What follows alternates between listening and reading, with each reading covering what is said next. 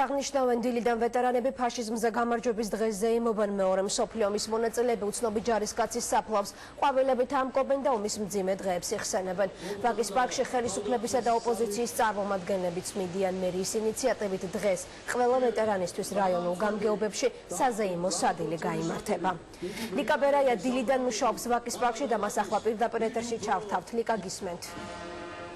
საზეიმო ღონისძიებები ვაკის პარკში დღეს დილის 9 საათიდან დაიწყო და საზეიმო ცერემონია ამ წუთებშიც გრძელდება. ომის ვეტერანები ტრადიციულად უცნობი ჯარისკაცის საფლავთან შეიკრიბნენ ფაშიზმზე გამარჯვების 66 წლისთავი. ვეტერანებთან ერთად ხელისუფლების წარმომადგენლებაც აღნიშნეს, მათ უცნობი ჯარისკაცის საფლავი დღეს ყვავილებით შეამკეს. ვეტერანებს კი ვაკის პარკში ამ ღონისძიებების დასრულების შემდეგ ელოდებათ საზეიმო სადილი და თითოეული მათგანი დედაქალაქის მერიისგან 200 ლარიან დახმარებასაც მიიღებს. ფაშიზმზე გამარჯვების 66 წლის თავს ქართველი ვეტერანები ტრადიციულად გამარჯვების პარკში ზეიმობენ. მეორე მსოფლიო ომში მონაწილეები უცნობი ჯარისკაცის საფლავს ყვავილებით ამკობენ. ვეტერანები საკუთარ ისტორიას იხსენებენ და ამბობენ, რომ 1939-45 წლებში ყველაზე დიდი მსხვერპლი საქართველომ გაიღო. ომში წასული 700,000 ადამიანიდან 300,000 დაიღუპა. ვომობდით 21 წელს ვიყავი, რომ ჩამოვედი მეორე ჯგუფის ინვალიდი. ფრონტიდან 6 თვე წაკი ივანოვში ჰოსპიტალში. არავის ეგონა ჩემი გადარჩენა, მაგრამ 90 წელს ვარ და ძალიან კარგად ვარ. ფაშიზმზე გამარჯვება მსოფლიოს მოუტანა მშვიდობა, მოუტანა სიცოცხლე, მოუტანა სიყვარული. თბილისში სულ 1348 ომის ვეტერანი ცხოვრობს. მერიის გადაწყვეტილებით ყველა მათგანი 200 ლარიან ერთჯერად დახმარებას მიიღებს. ვეტერანებს გამარჯვების დღეს ხელისუფლების წარმომადგენლები დილიდან ულოცავენ. უცნობი ჯარისკაცის საფლავი ყვავილებით დედაქალაქის მერმა და პარლამენტის თავმჯდომარემ შეამკეს. 8 მაისი ობიექტურად არის ფაშიზმზე გამარჯვების დღე.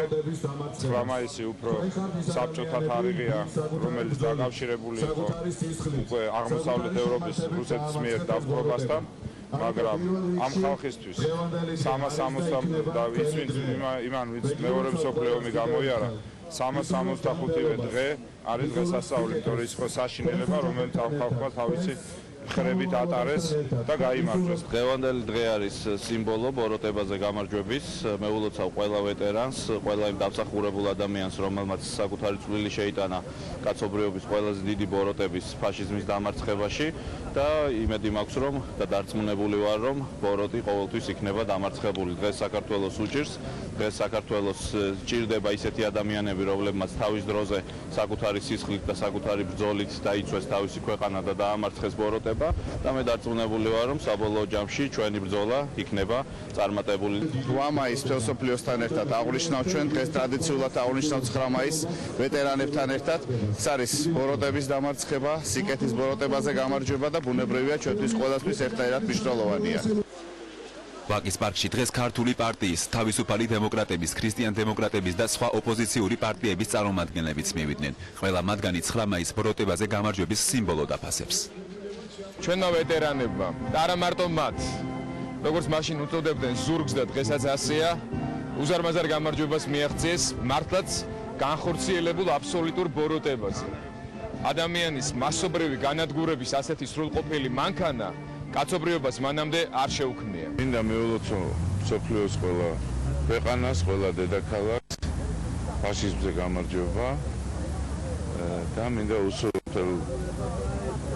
ქვეყანას ყველას, რომ მსოფლიო ომები აღარ იყოს საზოგადოებაში, აღარ იყოს ძალადობა. პირველ რიგში ქვეყანა უნდა ზრუნავდეს თავით ვეტერანებზე და ქვეყნის სიძლიერე და თავრობის სიძლიერე არის ზრუნვა ვეტერანებზე. ულოცავთ ერთ-ერთ ყველაზე ღირსეულ ვეტერანებს მთელ მსოფლიოში, ქართულ ვეტერანებს და პატივს მივაგებთ, რა თქმა უნდა, დაღუპულთა ხსოვნას, რომლებიც სამწუხაროდ საქართველოსთან არიან ერთ-ერთი ყველაზე უფრო მრავალრიცხოვანი.